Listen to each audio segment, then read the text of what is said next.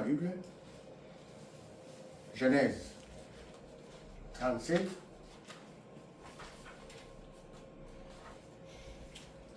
Autrefois, nous avons médité du verset 8 au 19e.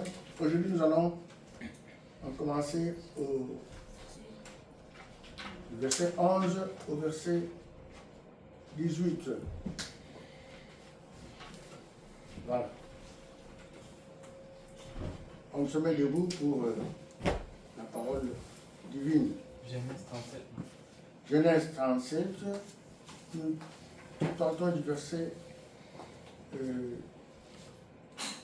11 au verset 18. Ses frères eurent de l'envie contre lui, mais son père garda le souvenir de ces choses. Les frères de Joseph étaient alliés à Sichem pour faire paître le troupeau de leur père. Israël dit à Joseph, tes frères ne font-ils pas paître le troupeau à Sichem?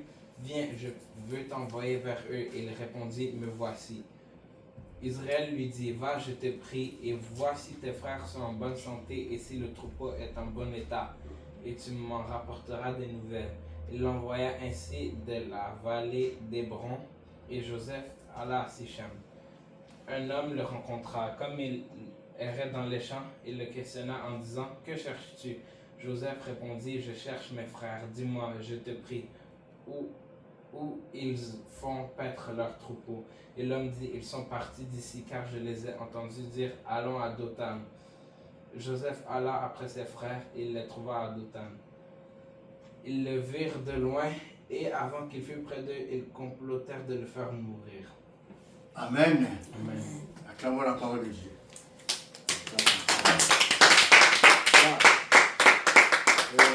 Prenons place. Voilà. Nous savons, notre grand thème a été intitulé les épreuves de la destinée. Et notre sous-thème, autrefois, on avait dit la destinée attaquée. Et nous avons parlé de l'histoire de Joseph à partir du verset 8. Comment est-ce que Joseph a été rejeté par ses frères à cause de rêves, à cause des visions que Dieu lui donnait. Nous avons vu comment Joseph a été haï par 2 fois. Parce que ses frères ne comprenaient rien par rapport aux rêves que Joseph voyait. Parce que comme je l'avais dit, le rêve à cette époque-là, ce sont les aînés qui devraient avoir ça, les visions de Dieu. Mais avec David, avec plutôt Joseph a renversé la tendance. Maintenant, c'est lui qui avait des rêves. Et quel genre de rêve? Dire à ce frère que ma gerbe a été debout, toutes vos gerbes étaient prosternées devant ma gerbe. Même à son aîné. Il dit encore, les soleils, moi j'étais là, et les étoiles, les soleils, la lune se prosternaient devant moi. Quelle haine, quelle jalousie avait créé ces rêves-là contre ce frère. Et nous avons vu, pour le premier point qu'on avait développé, nous avons développé que très souvent, la faveur divine provoque toujours la jalousie. Amen. Amen. Quand il y a une faveur de Dieu en toi, ça va toujours créer des jalousies, même auprès de tes propres frères. Parfois même par ton père même peut te jalouser aussi, à cause de la faveur. Tu évolues, tu émerges bien, tu progresses bien plus que les autres. Il y aura toujours des jaloux qui vont se soulever. Il y aura toujours des gens qui vont s'élever contre toi. Et nous avons vu, au deuxième point, que le rêve, certains rêves attirent la guerre spirituelle. Amen. Le rêve de Joseph a attiré la guerre. Ses frères étaient contre lui. Nous avons médité avec vous, où on avait dit qu'il les haït davantage. C'est-à-dire, c'est comme si cela ne suffisait pas, ils l'ont haï, mais comme le rêve se sont multipliés, ils l'ont haï encore davantage. Même son père et sa mère s'étaient questionnés, mais comment finalement, toi tu veux que moi là, avec ta mère et tes frères, nous puissions devenir donc tes subalternes et que nous puissions nous prosterner devant toi. Mais il ne savait pas que c'était des visions de Dieu. Mais son père, du moins, avait essayer de garder ça dans son cœur. Amen. Amen. Et aujourd'hui, comme nous avons médité, le même Joseph, son père la voit encore pour aller chercher, aller nourrir, aller donner de la nourriture à ceux qui le haïssent. Ah, my God. Amen. Amen. Mais au lieu qu'il le refuse, il dit oui, je suis là. Envoie-moi.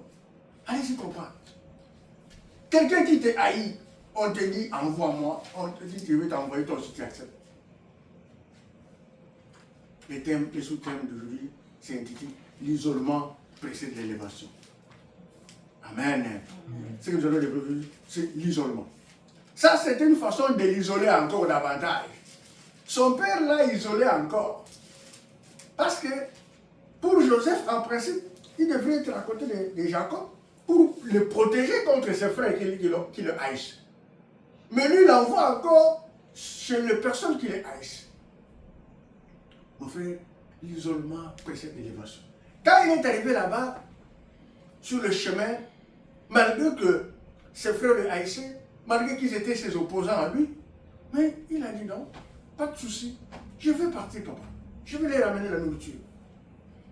C'est comme Dieu, il a dit dans sa parole, dans Matthieu 5, le verset 43-44, là au 44, nous disons, aimez ceux qui vous haïssent. Amen. Aimez ceux qui vous haïssent. Bénissez ceux qui vous persécutent. Priez pour ceux qui vous maltraitent. Joseph a appliqué la parole de Jésus.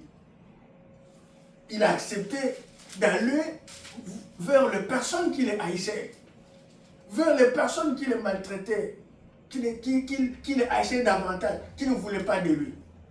Nous avons médité. Quand il s'est approché avant d'abord de s'approcher, il a erré dans la brousse. Il a même souffert pour ses ennemis. Est-ce que toi et moi, nous pouvons souffrir pour nos ennemis? Voilà, la parole de Dieu nous demande maintenant de souffrir aussi pour nos ennemis. C'est très important. Maintenant, lui, pareil, il souffre. Lui, il rencontre quelqu'un sur le chemin. La personne lui dit, mais quoi? Toi, qu'est-ce qui se passe? Voilà comment tu transfères. Tu cherches quoi? Il dit, non, mais je suis en train de chercher mes frères.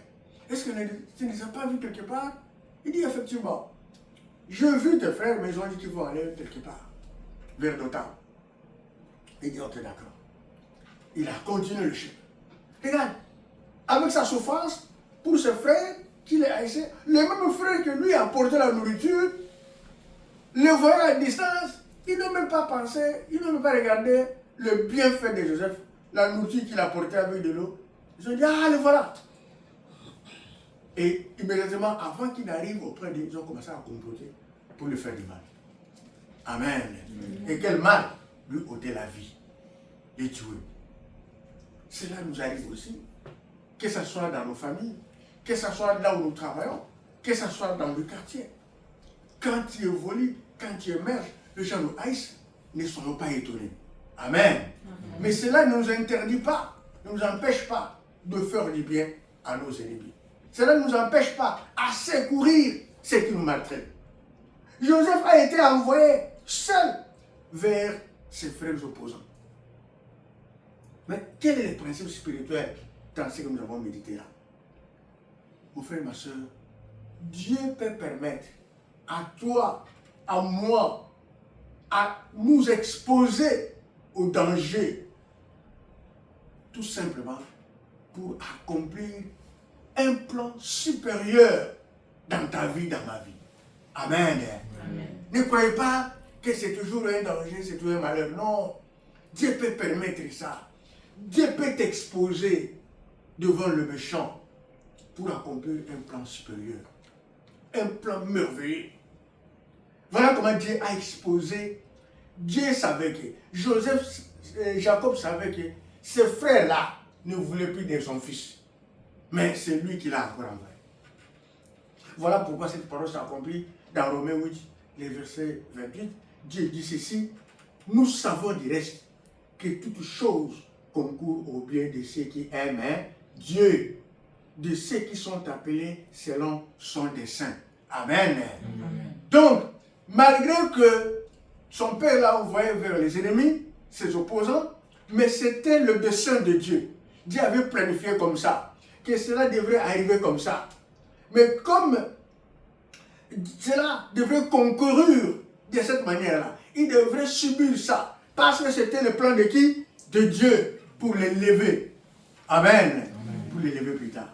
Donc, ne soyons pas étonnés quand tu es exposé dans des difficultés, dans des épreuves compliquées, même en famille, même dans le foyer, même dans le travail, même en couple. Ne commence pas à t'agiter. Sois calme. Cherche un peu à savoir, mais qu'est-ce que Dieu veut faire de moi? Amen. Mais pourquoi Dieu a permis que moi je me trouve encore à côté de ces opposants-là? Alors qu'il sait que ce sont mes opposants. Dieu a un plan merveilleux pour nous, mon frère, ma soeur. Amen. Amen. Donc, ne considérez pas tout ça. Mon frère, le lieu de ta trahison là peut devenir un point de départ pour ta promotion. Amen. Un point de départ pour ton élévation. Ne considérez pas toujours la trahison comme quelque chose de mauvais. Vous savez quoi? C'est le Saint-Esprit qui est en toi, qui est en moi, qui t'attire, qui m'attire des critiques et des attaques. Amen. Si tu ne veux pas être trahi, tu ne veux pas être persécuté comme ça, alors refuse d'adorer le Seigneur Jésus. Amen. Refuse de donner ta vie à Jésus-Christ. C'est alors que tu seras heureux dans les ténèbres. Mais si tu continues à adorer Christ, l'Esprit de Dieu là qui est en toi, le feu là qui s'allume tout le temps en toi. Parce que toi tu ne sais pas. Quand toi tu marches, partout où tu veux, les gens là voient le feu du Saint-Esprit. C'est pourquoi ce feu là ne peut pas les arranger. Le feu là doit toujours créer des problèmes. Le feu là doit toujours créer des jalousies. Il va toujours t'attirer des critiques et des attaques, sans que tu ne le saches. Comme je l'avais dit autrefois, qu'est-ce que Joseph avait fait de mal? C'est la vision de Dieu, ce n'est pas lui. C'est le Saint-Esprit de Dieu qui a été à la base de sa souffrance. Donc, même dans, regardez, même dans le ministère, l'onction attire le critique et les attaques et l'opposition. Amen. Vous êtes dans une église, parce que nous sommes encore au commencement. Dans des grandes églises, tu vas voir quelqu'un qui Dieu a donné une belle voix pour adorer Dieu. Les autres membres de la chorale deviendront ses opposants. Amen. Dans une grande église, tu vas trouver qu'un pasteur, parmi tant d'autres, que Dieu utilise avec une onction puissante, deviendra opposant. Il sera critiqué partout. La plupart des pasteurs honnêtes qui prêchent la sanctification aujourd'hui dans les églises ne sont pas aimés de tout le monde. Vrai ou faux? Amen. Ils sont haïs. Les gens ne sont pas, ils ne veulent pas entendre, dans le monde aujourd'hui, ils ne veulent pas entendre les gens qui prêchent la sanctification, la sainteté. Les gens haïssent ce pasteur-là. Les pasteurs honnêtes qui prêchent dans la dignité, qui prêchent dans la sanctification, dans l'intégrité.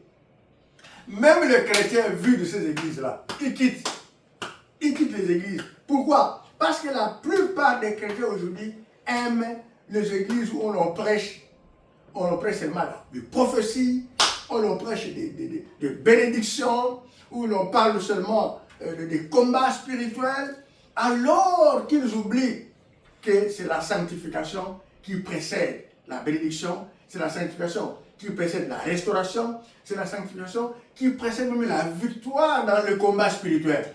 Amen. Amen. Les gens ignorent ça et ils préfèrent seulement les...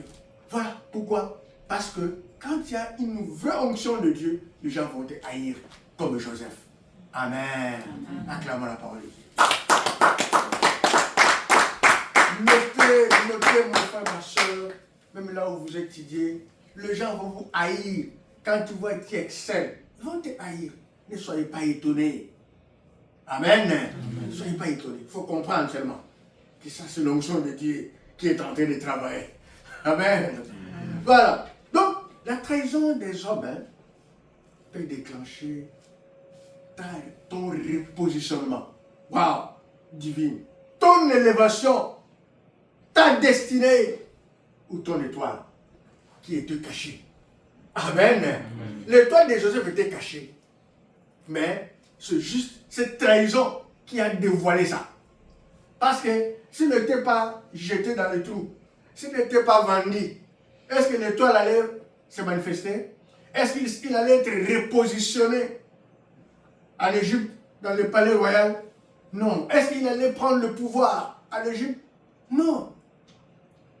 La trahison, parfois, elle est importante. Donc, ne soyons pas agités. C'est question de poser la question à Dieu. Que veux-tu que je fasse? Amen. Qu'est-ce que tu veux que je fasse? Qu'est-ce que tu veux que je devienne? Comme avait posé Paul. Paul a posé la question quand il a rencontré Jésus sur le chemin de Damas. Jésus l'a frappé par l'aveuglement.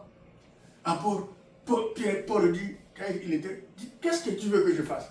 Amen. Voilà. Donc, ne soyons pas agités à ce moment-là. Ne soyons pas troublés. Mais demandez la direction de Dieu. Amen. Amen. Dieu peut utiliser même cette trahison-là de tes frères, de tes amis, de tes collègues, comme j'ai dit, pour t'élever. Amen. Amen. C'est à cause de la trahison du frère de Joseph que Joseph a été élevé. S'il n'avait pas trahi, s'il n'avait pas comploté pour le tuer, Joseph n'allait pas aller plus loin. Joseph allait seulement rester dans la famille, avec ses manteaux multicolores. Mais il n'allait pas partir. La vision n'allait pas se manifester. Donc, ce frère, c'est que tes frères là, c'est que tes amis là, c'est que tes compagnons, tes collègues veulent faire du mal contre toi, deviendra une promotion, deviendra une élévation, deviendra du succès, comme Joseph. Amen. Je le répète, je reviens encore à ça. Parce que quand vous prenez le verset de Genèse, prenez Genèse 50, Genèse 50, le verset 20. Après qu'on l'a vendu, qu'on l'a maltraité, qu'on l'a haï, qu'est-ce que Genèse 50, le verset 20 nous dit? Vous avez médité à me faire du mal. Amen. Ça c'est Joseph qui dit maintenant à ses frères, quand il était élevé en gouverneur, lorsqu'il y a eu la famine dans leur pays, ils sont encore allés chercher la nourriture en Égypte, là où Joseph était élevé gouverneur, que eux avaient maltraité, que eux avaient vendu, que eux avaient chosifié, que eux avaient haï. Quand la famine s'est levée encore, ils se sont encore retrouvés là où Joseph était gouverneur, là où Joseph commandait.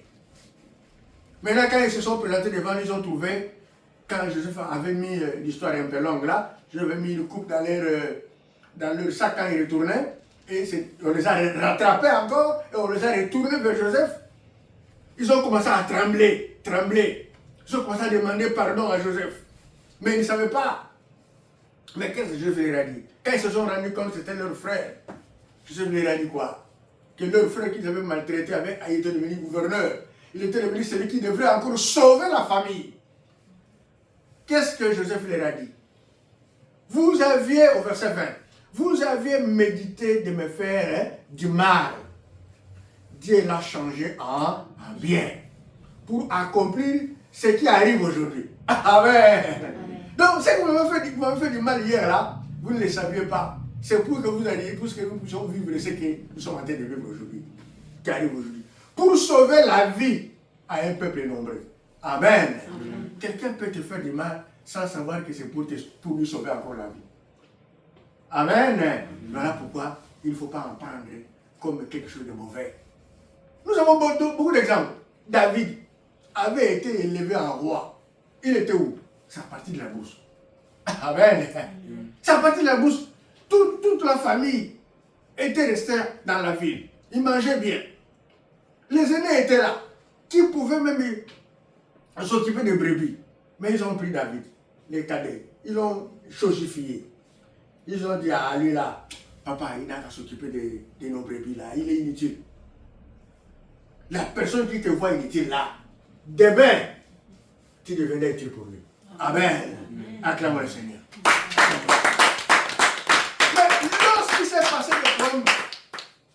Philistins les menaçaient, Goliath les menaçait. Mais quelle la personne avait oué?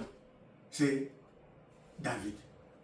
David, quand Samuel est venu chercher quelqu'un à oindre, à bénir, Samuel a vu toute la famille, des grands, des costauds. Mais Dieu a dit, celui que tu vas oindre n'est pas là. Mais il dit, c'est comment? Mais je vois des gens grands, costauds, qui peuvent diriger, qui peuvent combattre Goliath, qui peuvent remplacer Saoul. Mais toi, tu dis qu'ils sont prêts. Non, non, non, non, il y a un qui n'est pas là. Il est où en brousse? David est sorti avec des habits déchiquetés. Il mangeait des histoires inutiles. Il avait des poux partout dans sa tête parce qu'il vivait dans la brousse. Il n'y avait pas de savon pour se laver. Mais c'est celui-là qui a été rejeté, qui a été élevé en quoi? En roi. Amen. Donc n'ayez pas peur de rejet.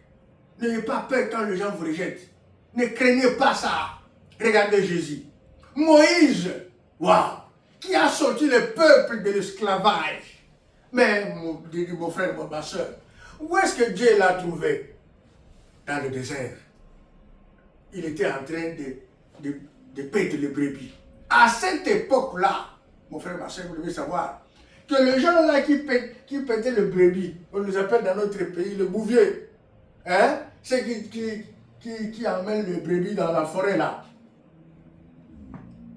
Qui pètent les brebis dans la forêt, dans la brousse. À cette époque, c'était un métier de pauvre, de malheureux. Quand on tient berger dans la brousse, tu es une personne déconsidérée. Une personne qui n'a pas étudié, une personne qui, quand on te voit, on te dit, ah, ça c'est quoi encore? Amen. C'était comme ça à l'époque. Mais regarde, Dieu va chercher celui qu'on déconsidérait. David qui était déconsidéré par tout le monde, c'est lui que Dieu a élevé en roi. C'est lui qui a fait écouler David et Goliath pour sauver le peuple qui était en danger. Amen. Joseph a sauvé le peuple qui était dans la famine, qui voulait mourir. Mais alors c'est lui qu'on avait haï. Ici aussi, David, c'est lui qui a sauvé tout le peuple d'Israël qui tremblait devant Goliath. Mais c'est lui qu'on avait placé dans la brousse. Pour faire quoi? Pour paître le brebis. Regardez. Moïse, d'ailleurs, les mêmes frères là, quand il cherchait à le défendre, lorsque les Égyptiens le menaçaient, c'est lui qu'on a encore critiqué, qu'on a encore accusé. Toi, tu veux comme tu avais tué les Égyptiens? Moïse a pris fuite. Il s'est caché aussi dans la brousse. Alors qu'il défendait ses propres frères. Mais les mêmes propres frères que lui défendaient l'ont encore trahi. Voilà la trahison. Comment ça s'enchaîne? Il s'est retrouvé où?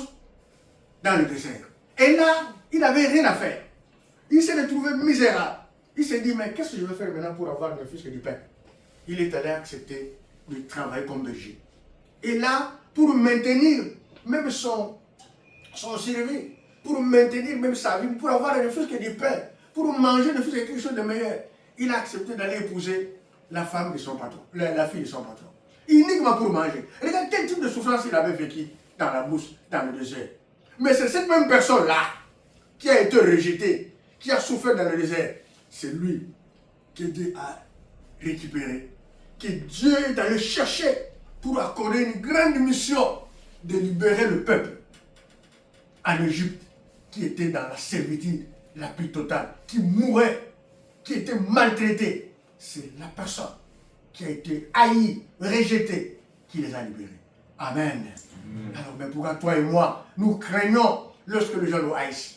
Pourquoi nous regrettons quand les gens nous haïssent? Est-ce que tu connais? Est-ce que j'ai connu le plan de Dieu derrière cette histoire? Voilà pourquoi nous devons toujours être fermes au pied de Jésus, en train de poser la question, Seigneur, pourquoi j'ai vu ça? Parce que toi, tu m'avais dit, le projet que tu avais formé pour moi, c'est le projet de paix et de bonheur.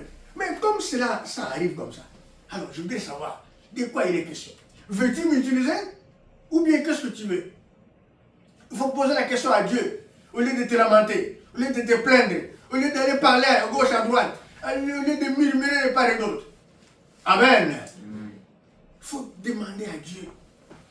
Dieu choisit toujours les hommes rejetés et abandonnés pour manifester sa gloire. Amen. Acclamons Dieu. Il fait toujours. Les gens rejetés et abandonnés. Vous voyez les trois exemples que je vous ai donnés. Il y en a encore beaucoup. Les gens abandonnés, rejetés, pour manifester la foi, pour les élever, pour les manifester qu'il est puissant. Dieu cherche les gens vils, les choses viles, pour confondre les sages. Amen. Ce que tu dois faire, mon frère, ma soeur, lorsque tu fais face à la jalousie, lorsque je fais face à la jalousie, lorsque tu fais face à la jalousie, à l'injustice, au rejet des hommes, à la trahison des hommes, mon frère, ma soeur, c'est de cultiver l'excellence. Amen. Cultiver l'excellence. Moïse et Joseph, malgré qu'il était haï, qu'il était trahi, qu'il était maltraité, quand son père l'a envoyé encore vers les opposants, Joseph a accepté de partir. C'est ça l'excellence. Amen. Cultiver l'excellence. Pardonner. Très important. Cultiver l'excellence, cultiver le pardon de Jésus-Christ contre ceux qui te maltraitent, qui te haïssent. Jésus avait dit quoi? Pardonner 77 fois combien? Fois 7. Pendant combien de temps? Par jour. Amen. 77 fois 7 par jour. Ce n'est pas toute la vie par jour. Est-ce que quelqu'un peut te haïr 77 fois 7 par jour? Non. Ça ne peut pas atteindre même 10 fois. Peut-être c'est 2 fois seulement. Mais Dieu dit il faut attendre jusqu'à ce que ça va atteindre 77 fois 7 avant de te fâcher. Oh, ça ne va pas arriver. Comment tu vas? Non, le Seigneur.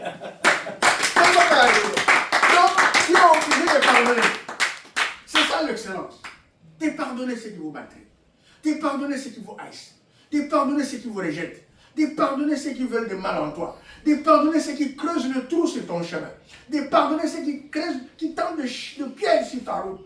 De pardonner ceux qui tentent de filer pour ta voie. Pardonnez-les. Amen. Et garde ton cœur dans la paix de Dieu. Amen. Garde ton cœur, mon frère. Garde ton cœur. Le cœur est très important. Garde ton cœur. L'apôtre de Dieu dit, garde ton cœur plus que toute autre chose.